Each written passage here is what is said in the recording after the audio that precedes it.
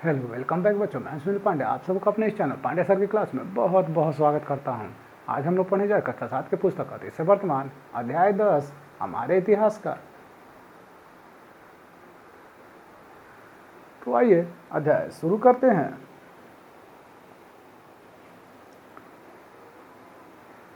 आज आप इस अध्याय के अंतर्गत मध्यकालीन इतिहास लेखन से संबंधित कुछ प्रसिद्ध भारतीय इतिहासकार जो आपके राज्य बिहार से संबंध रखते हैं के बारे में पढ़ेंगे। इन इतिहासकारों में सर यदुनाथ सरकार एवं सैयद हसन अस्करी का नाम सम्मान के साथ लिया जाता है। तो आइए सबसे पहले पढ़ते हैं सर यदुनाथ सरकार। सर यदुनाथ सरकार एक सजग एवं सुलझे हुए इतिहासकार थे। मुगल कालीन इतिहास लेखन के क्षेत्र में उनके योगदान को उनकी मौलिकता के कारण आज भी प्रासंगिक माना जाता है। इस समय विश्व स्तर पर आधुनिक इतिहास लेखन के क्षेत्र में जो प्रगति हो रही थी उससे सर यदुनाथ भली भांति परिचित थे। फलतः इन्होंने अपने इतिहास लेखन में भी वैज्ञानिक दृष्टिकोण को अपनाया। उन्होंने उपलब्ध सभी स्रोतों का तुलनात्मक अध्ययन कर इतिहास के सच तक पहुंचने का हर संभव प्रयास किया। सर यदुनाथ का जन्म एक संपन्न परिवार में हुआ था। उच्च शिक्षा प्राप्त करने के बाद उन्होंने पटना कॉलेज के इतिहास विभाग में प्राध्यापक के पद को सुशोभित किया और अंततः 1923 ईस्वी में विभागाध्यक्ष भी बने। 1926 में अवकाश ग्रहण करने के बाद भी लगातार शोध कार्यों में लगे रहे। आइए अब उनके व्यक्तित्व के बारे में देखते हैं। सर यदुनाथ समय के बड़े पाबंद थे एवं शोधार्थी को सभी सुविधाएं भी उपलब्ध कराते थे।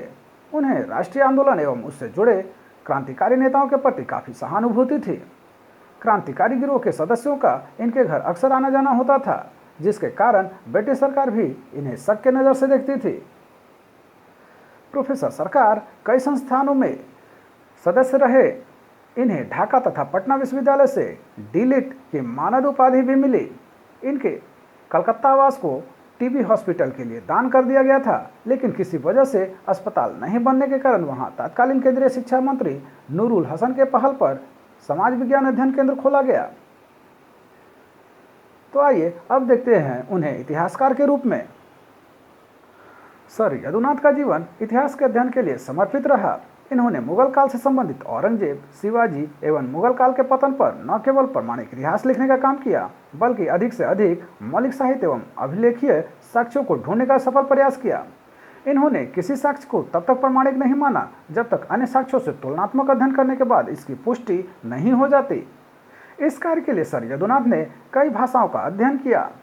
ये अपने बुढ़ापे में भी सुनियोजित ढंग से कार्य करते थे ताकि अपनी रचनाओं को अधूरा छोड़कर इस संसार से विदा न हो जाए।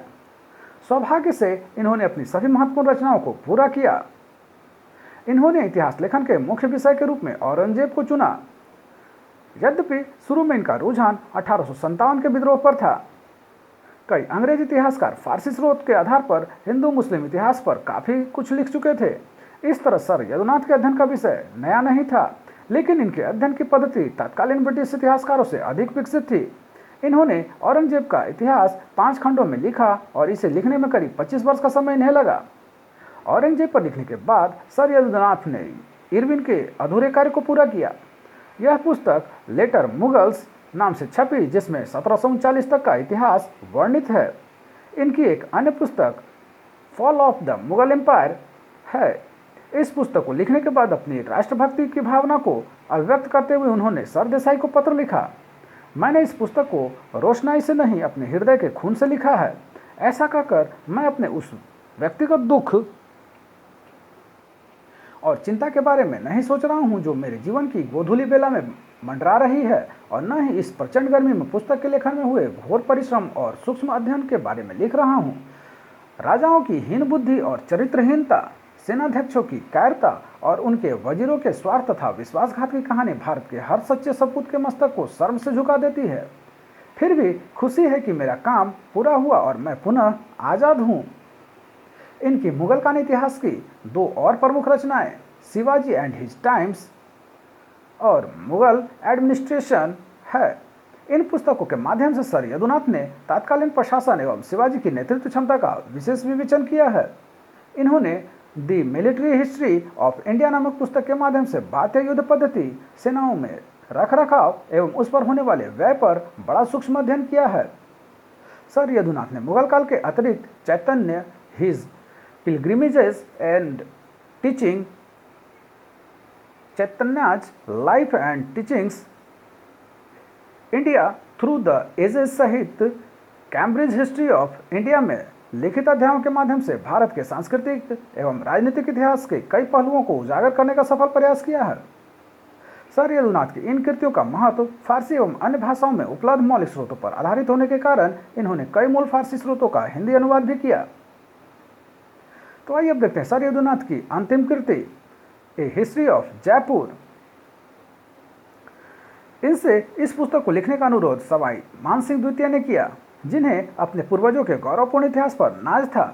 सर यदुनाथ ने राजमहल के पोथी खाने में उपलब्ध स्रोतों एवं साक्ष्यों के आधार पर जयपुर का इतिहास लिखा।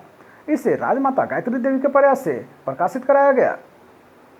इस प्रकार हम देखते हैं कि मौलिक स्रोतों के तुलनात्मक अध्ययन को अपने इतिहास लेखन का आधार बनाने के कारण ही सर यदुनाथ को आधुनिक भारतीय वैज्ञानिक इतिहास लेखन का जनक भी कहा जाता है।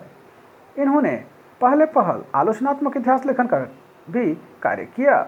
इन्होंने इतिहास लेखन में समकालीन एवं प्रामाणिक स्रोतों को ही आधार बनाया।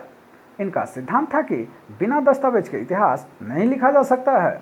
सर यदुनाथ सरकार इतिहास लेखन के लिए भूगोल की भी जानकारी आवश्यक मानते थे। इनका मानना था कि इतिहास लेखन में विज्ञान की तरह वस्तुनिष्ठता नहीं आ सकती, फिर भी इतिहासकार को वैज्ञानिक नियमों की तरह विचारों में निष्पक्षता बरतनी चाहिए। इन्होंने सदैव इस तरह की निष्पक्षता का पालन किया और दूसरों को भी निष्पक्ष लेखन का उपदेश देते रहे। सर यदुनाथ इतिहासकारों की उस पीढ़ी से संबंधित थे जो ऐतिहासिक प्रक्रिया में व्यक्तियों की निर्णायक भूमिका और शासक वर्ग के आचरण को ही मुख्य कारक मानते थे। परिणाम स्वरूप इन्होंने अपने लेखन में आर्थिक सामाजिक परिस्थितियों के प्रभाव को अपने शोध का आधार नहीं बनाया। सर यदुनाथ के विचारों एवं उनके द्वारा किए गए विश्लेषण का पुनर्विवेचन इतिहासकारों के द्वारा किया जा रहा है। निष्कर्षतः हम कह सकते हैं कि मूल स्रोतों के अध्ययन और इतिहास लेखन के माध्यम से मध्यकालीन इतिहास से बौद्धिक जगत को परिचित कराने के काम से सर यदुनाथ को महत्वपूर्ण योगदान हर समय याद किया जाएगा। आइए अब देखते हैं प्रोफेसर सैयद हसन अस्करी। प्रोफेसर सैयद हसन अस्करी अत्यंत सरल स्वभाव के महान विद्वान थे। इनकी सादगी, सहजता एवं सहृदयता ने इन्हें अपने जीवन काल में ही अनेक कथा कहानियों का पात्र बना दिया। इनके जीवन से जुड़ी घटनाएं, अध्ययन एवं शोध के प्रति इनका समर्पण ही इन्हें महान साबित करने के लिए काफ़ी है। अस्करी साहब कभी किसी पद, प्रतिष्ठा एवं नाम के पीछे नहीं भागे। ये सदैव धुनी गवेषक की तरह मध्यकालीन इतिहास से संबंधित अभिलेखों और पांडुलिपियों की खोज में लगे रहे तथा नई सामग्रियों को अपनी विवेचना के साथ प्रकाश में लाते रहे। सैयद हसन अस्करी का जन्म सिवान जिले के एक शिक्षित मध्यम वर्गीय परिवार में हुआ था। इनकी प्रारंभिक शिक्षा घर पर हुई थी।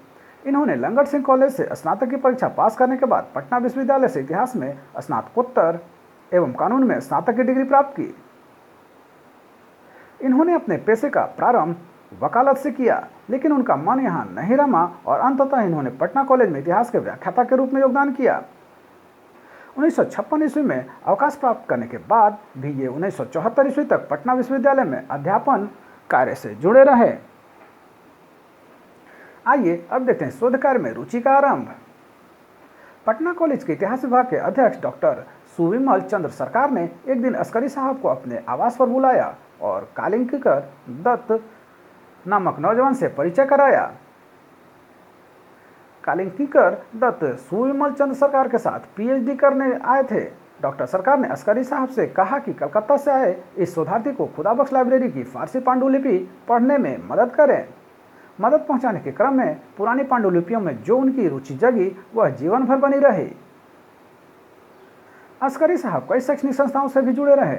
इन्होंने शोध सामग्री इकट्ठा करने के लिए सुदूर देहातों की भी यात्रा की। फारसी पांडुलिपियों के जानकार के रूप में इनकी प्रतिष्ठा दूर दूर तक फैल गई थी। इन्होंने लेखन कार्य प्रायः अंग्रेजी में किया, लेकिन कुछ रचनाएं उर्दू में भी हैं। अस्करी साहब ने निरंतर इतिहास विषय कार्य करते हुए लगभग 150 मानक शोध पत्र प्रस्तुत किए। अस्करी साहब ने कभी अर्थोपार्जन के लिए शोध कार्य नहीं किया। मध्यकालीन भारतीय इतिहास पर शोध कार्य करना उनकी आदत सी बन गई थी। मध्यकालीन भारतीय इतिहास के शोधार्थियों के लिए वे स्वयं शोध की तरह थे। पटना के मध्यकालीन बिहार से संबंधित किसी गली, कुएं, मंदिर, मस्जिद की प्रामाणिक जानकारी वे सहज ही प्रदान करते थे। तो आइए देखते हैं शोध कार्य। समकालीन स्रोतों के आधार पर लिखी गई सामग्रियों की नई तर्कसंगत एवं क्रमबद्ध प्रस्तुति जब किसी शोधार्थी द्वारा की जाती है तो उसे विषय से संबंधित शोध कार्य कहा जाता है। डॉक्टर अस्करी काशी प्रसाद जायसवाल शोध संस्थान के निदेशक तथा खुदाबख्श ओरिएंटल पब्लिक लाइब्रेरी की संचालन समिति के सदस्य भी रहे। अस्करी साहब कई पत्रिकाओं के संपादक मंडल के सदस्य भी रहे। प्रोफेसर अस्करी को इनके कार्यों के बदले अंग्रेजी सरकार ने भी सम्मानित करते हुए खान साहब की पदवी दी। इन्हें मगध एवं पटना विश्वविद्यालय ने डीलिट की मानद उपाधि प्रदान की। इन्हें पटना के नागरिक को ने सम्मानित करते हुए बिहार रत्न तथा भारत सरकार ने पद्मश्री प्रदान किया। भारतीय इतिहास कांग्रेस ने भी इन्हें वैज्ञानिक एवं धर्मनिरपेक्ष इतिहास लेखन के लिए विशेष रूप से सम्मानित किया। इन्हें भारत के 3 राष्ट्रपति से सम्मानित होने का गौरव प्राप्त हुआ है। अस्करी साहब का इतिहास के रूप में योगदान नए स्रोतों की खोज और उन्हें विद्वानों से परिचित कराना था। उन्होंने अंग्रेजी और उर्दू भाषाओं में 200 से अधिक लेख लिखे जो विभिन्न शोध पत्रिकाओं में प्रकाशित हुए। इन्हें बाद में संकलित कर अंग्रेजी में 5 खंडों में और उर्दू में 1 खंड में खुदाबख्श लाइब्रेरी द्वारा प्रकाशित कराया गया। एक संकलन उर्दू भाषा में बिहारी उर्दू अकादमी ने भी प्रकाशित किया है। कंप्रीहेंसिव हिस्ट्री ऑफ बिहार के अतिरिक्त उन्होंने 2 अन्य पुस्तकों का भी संपादन किया। कंप्रीहेंसिव हिस्ट्री ऑफ बिहार में इनके साथ सह संपादक प्रोफेसर क्यामुद्दीन अहमद थे। इनमें इकबालनामा और शाहनामा मुनव्वर कलाम शामिल हैं। दोनों मूल फारसी रचनाओं पर आधारित है। अस्करी साहब परंपरागत इतिहास लेखन शैली से प्रेरित थे, अतः उन्होंने मुख्य रूप से राजनीतिक इतिहास और सांस्कृतिक इतिहास की ही रचना और चर्चा की है। आर्थिक इतिहास में उनकी रुचि कम थी। उन्होंने मध्यकालीन बिहार के संपूर्ण इतिहास, तुर्क शासनकाल से मुगल साम्राज्य के पतन तक अनेक लेख लिखे। बिहार के सूफी संतों, विशेषकर फिरदौसी संतों पर विस्तृत शोध किया। अमीर खुसरो की अनेक रचनाओं की इन्होंने आलोचनात्मक व्याख्या की। मध्यकालीन भारत के सामाजिक जीवन के अनेक पहलुओं पर उन्होंने जानकारी प्रदान की। आपको जानकर आश्चर्य होगा कि मध्यकाल में पान खाने की आदत और तौर तरीकों पर उन्होंने एक रोचक लेख लिखा था। इस तरह शासक वर्ग से लेकर सूफी संतों और आम आदमी तक के जीवन पर उन्होंने गंभीरता से अध्ययन किया और उसकी जानकारी अपने पाठकों को दी। अनेक स्रोतों, पांडुलिपियों और पुरानी रचनाओं की खोज, उसका गहन अध्ययन करके उस पर लेख लिखकर अस्करी साहब ने इतिहास लेखन और इतिहास की जानकारी को समृद्ध बनाया। इससे भी महत्वपूर्ण योगदान उनका यह रहा कि उन्होंने इतिहास लेखन में वस्तुनिष्ठता के प्रति पूरी ईमानदारी बरती। उन्होंने स्रोतों में उपलब्ध सूचनाओं को इतिहास के छात्रों और शोधकर्ताओं के समक्ष रखकर उन्हें शोध और अध्ययन के लिए न केवल प्रेरित किया बल्कि उन्हें इसके लिए सामग्री भी उपलब्ध कराई। फारसी भाषा के स्रोतों, अभिलेखों और फरमानों के अध्ययन और विश्लेषण में अस्करी साहब की दक्षता अद्वितीय थी। सबसे बड़ी बात यह है कि उन्हें अपने ज्ञान पर कोई अहंकार नहीं था। वे अत्यंत सरल व्यक्ति थे और हर छात्र और शोधकर्ता की सहायता और मार्गदर्शन के लिए तत्पर रहते थे। आइए अब देखते हैं उनके मानवता के प्रतीक। प्रोफेसर अस्करी एक महान इतिहासकार होने के साथ साथ मानवता के सच्चे प्रेमी भी थे। इन्होंने अपने निधन के पूर्व अपने बच्चों से उनकी मृत्यु के बाद होने वाले रीति रिवाजों पर खर्च करने की मनाही की थी। उन्होंने अपने बच्चों को यह भी कहा कि अगर यह मंजूर न हो तो अपनी क्षमता के अनुसार 40वें के दिन गरीबों को खाना खिला दे और यदि हो सके तो किसी अनाथ बच्चे को पढ़ाने का खर्च संभाले या किसी विधवा की शादी पर खर्च करे। भीख मांगने वाले, चाहे वे किसी भी धर्म के अनुयायी हो या विकलांग बच्चे हों, उन्हें आर्थिक सहायता प्रदान करें। तो इस प्रकार कहा जा सकता है कि प्रोफेसर अस्करी जितने बड़े इतिहासकार थे उससे भी बड़े सरल स्वभाव के मानवता के प्रेमी भी थे।